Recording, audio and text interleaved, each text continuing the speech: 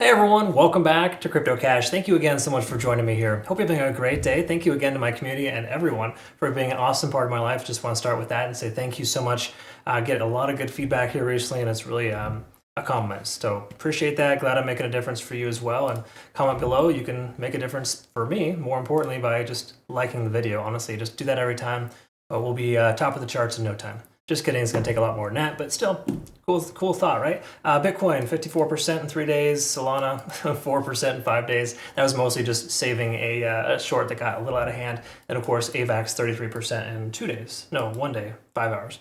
Regardless, we've been shorting the markets. We did close in Ethereum long at a slight loss before it became tremendously worse.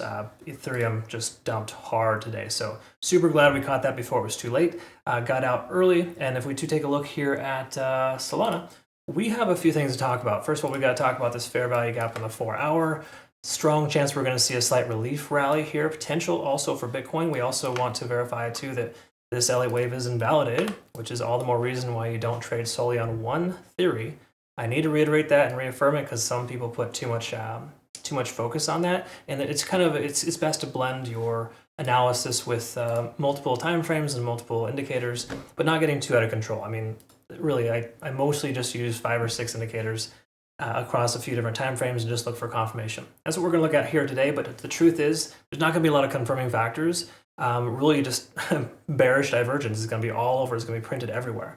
Okay, so if the price does recover, it's just kind of that natural knee-jerk reaction. So if you're seeing anybody else saying that, buy the dip, we're going to go to the moon, that's totally irresponsible. Okay, so we're going to try to do a responsible analysis here as we do every single day and just kind of look at some important stuff. So liquidation still occurs at all levels, but we have a significant amount upwards of 162. So a lot of shorts, including our short, basically have liquidation levels in that range, right? I think our liquidation, for example, was maybe the 170s.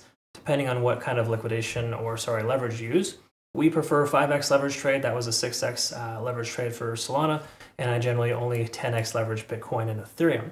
Having said all that, when you take a look at Solana, we can see there's still a lot of liquidation as low as 134, 133, upwards of 140. I'm rounding up a little bit, more specifically 138 down to 135 is that $3 range, where there's a lot of longs feeling kind of a little bit on the woozy side because they didn't take any profit, right? This is the market, folks. You have to secure profits or you're going to walk away broke or in the red, okay?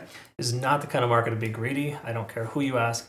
It's not really the right way to go. Having said that, this lower area here, we want to kind of, actually, you know what? I think this is the previous level of liquidation. I forgot that I already had that. So let's just leave that on the charts. This is roughly where that area of liquidation level is, just to give you perspective on how far away it is. Let's take a look at the daily, work our way down. And to clarify, there's a monumental fair value gap upwards of 155.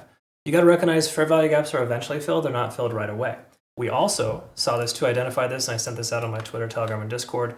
There is a CME gap here, right where the price wicked down, or basically it basically gapped down rather, from 60.5 upwards of 62,000 as a round number.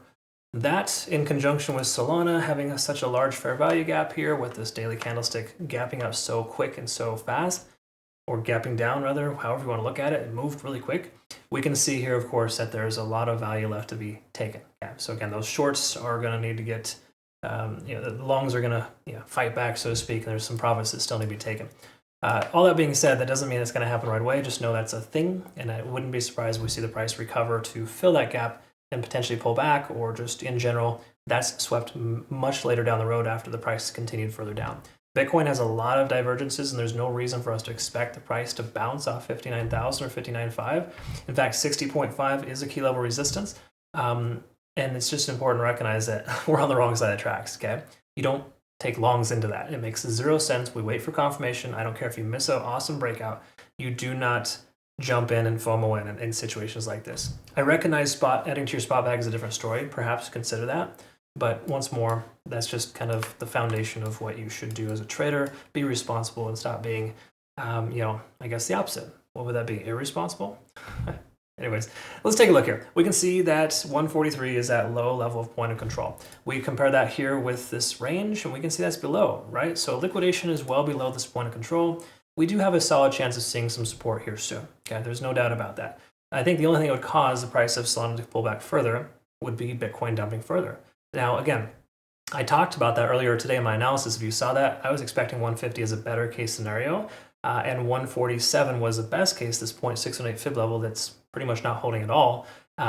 And really just the reason why I thought that is because, again, I was expecting Bitcoin to pull back to 60K and bounce. It blasted straight through and has no regard for 60K. In fact, 60,000 has been the weakest support or resistance level known to man in the last 6 months for Bitcoin. It's been terrible, okay? So a lot of times those big, large, round numbers will signify some support. It really doesn't care, okay?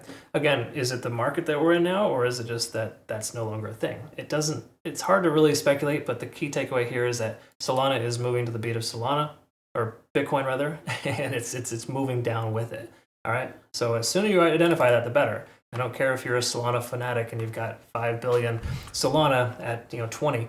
You still got to secure profits and make sure that you are not getting overly greedy in this market, right? Again, terrible examples, but I'm known to do that from time to time. 146 is the current price point. We're under 50 on the RSI. On the daily, that is generally construed as a bearish sign. Most coins are reflecting the same behavior. We're underneath every single moving average. We took 1 day to wipe away all potential support for this coin. It's amazing how that can happen, right? And that's just the market we're in. And I wouldn't be surprised tomorrow, the price is right back up to where it came from. Solana is a very strong coin, but it retraced and dumped really hard, really fast with Bitcoin. And that leads me to believe that Solana isn't really all that inversely paired or that strong anymore. It was strong in the 155 to 160 range, but at this point, there is not a lot of consideration to take along. Again, everything here is screaming the price is going to go down. We can just rinse and repeat, say the same thing for the 4 hour. There's nothing here that tells us that we're in good shape. Minus just reaffirming the fact that we have a fair value gap as high as 153. So we got 155, 153 on the 4 hour, and we take a look, of course, at the hourly, and there's really no massive gaps here. Okay. So the key takeaway here is that until we get above the cloud, which is probably a couple days away, you have no reason to take a long position with this coin. There is just literally no consideration for that. In fact, you're going to find more success shorting than you are taking long. And this is a higher risk short type of coin that you're going to want to probably not do that with. So the key takeaway here is just don't trade. I don't know why you have this compulsion to just constantly click that little button of buy a market order or limit order. It doesn't make any ton of sense right now. The market is falling. If you're going to do anything, go with the trend and short in the same direction that everything's going right now. Buying these dips and trying to be that magic 100x leverage long that keeps getting liquidated until you post online, show how great you are. That's not a thing. People don't care about that anymore. Okay, that's wrong. I'm sure there's a lot of people that care about it, and they follow these other idiots online that do that. But the truth is, good traders shouldn't be striving for that. You should be striving to build your portfolio and effectively make good decisions. And it's not a good decision to make any type of long trade right now, regardless of the coin. There is not a single coin. Okay, correction. Bake is breaking even. Maybe that's a long consideration. I'm being facetious, of course, but generally speaking, there's not a lot going on here. Bitcoin dominance is maintaining itself at a irregularly high level. So longs on altcoins makes no sense. Now, if Bitcoin starts to stabilize and find its bottom, and it stays there for a couple of days, that's when you consider long. So I'm sorry to my community. There's a good chance we probably won't send a trade or have a trade signal in the next 24 hours. Market dumps. You don't jump in. Okay, in this case, hypothetically, if you're going to jump in, you go with the grain. But you generally don't want to buy these dips or even consider shorting because we may even be at the bottom. We just don't know yet. All right. Anyways, that's my soapbox. I hope that makes sense. You've been watching me for a while. You probably appreciate it, and you listen and watch me for some mental clarity or just kind of a reiteration of what you should do. I get that.